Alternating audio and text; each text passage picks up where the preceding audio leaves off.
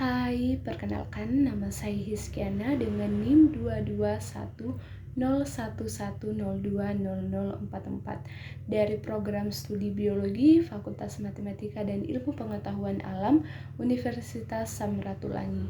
Pada video ini saya akan mempresentasikan tentang teks ulasan buku untuk memenuhi tugas mata kuliah Bahasa Indonesia, di mana dosen pengampu yaitu Dr.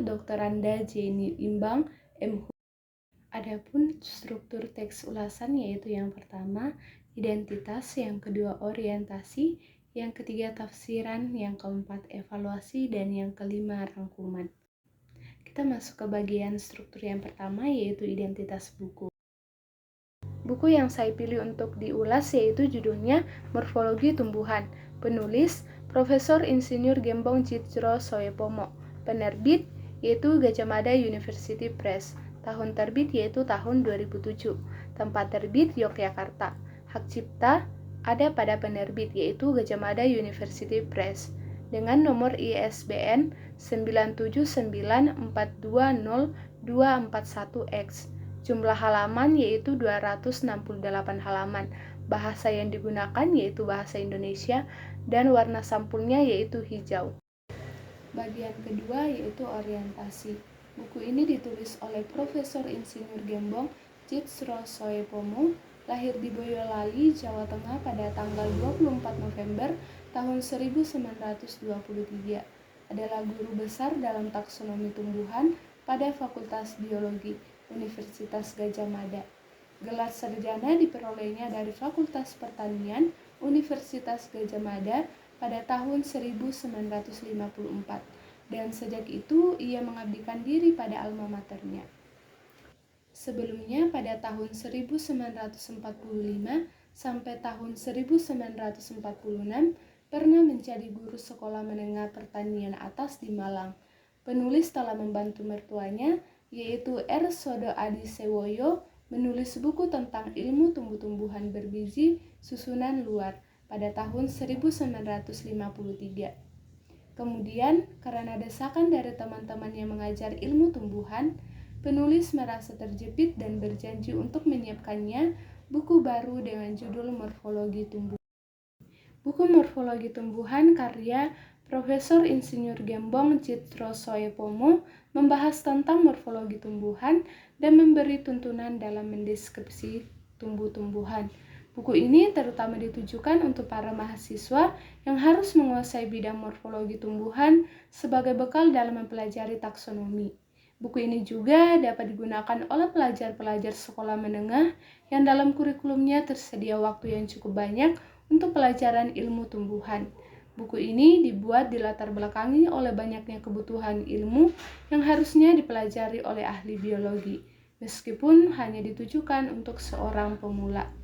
Bagian yang ketiga yaitu tafsiran isi. Buku ini detail menjelaskan bagian-bagian tumbuhan secara keseluruhan mulai dari daun, batang hingga akar disertai dengan gambar yang jelas. Selain itu, menjelaskan juga prinsip morfologi tumbuhan dan peristilahannya dalam mencandra tumbuhan. Morfologi tumbuhan menjadi penting karena suatu tumbuhan akan dapat dibedakan jenisnya atau spesiesnya melalui morfologi yang dimilikinya. Pada bab 1, buku ini menjelaskan tentang pengantar atau pendahuluan mengenai ilmu biologi hingga morfologi, tetapi hanya dibahas secara umum. Pada bab 2, membahas mengenai kormus dan bagian-bagiannya. Pada bab ini dijelaskan secara detail apa saja yang menjadi bagian dari kormus pada tumbuhan. Pada bab 3, membahas mengenai alat hara atau biasa disebut Organium nutrivium. Pada bab 4, membahas mengenai alat perkembangbiakan atau Organum reproductivum. Pada bab ini dijelaskan bagian-bagian dari tumbuhan yang berperan dalam proses perkembangbiakannya. Pada bab 5, dijelaskan mengenai penerapan morfologi dan peristilahannya dalam mencandra tumbuhan. Buku ini tidak hanya menguraikan bentuk dan susunan tubuh tumbuhan saja, tetapi juga fungsi masing-masing bagian dalam kehidupan tumbuhan yang selanjutnya dapat mengetahui dari mana asal bentuk dan susunan tubuh dari tumbuhan. Penekanan buku ini terletak pada bagaimana bentuk dan susunan menurut kenyataan dan istilah apa yang dipergunakan dalam pernyataan secara verbal. Bagian akhir buku ini menjelaskan bagaimana menyusun deskripsi lengkap suatu jenis tumbuhan. Pedomannya sangat lengkap mulai dari akar sampai biji. Dengan demikian, buku ini akan sangat berguna bagi siapapun yang ingin mendalami morfologi tumbuh-tumbuhan. Bagian yang keempat yaitu evaluasi.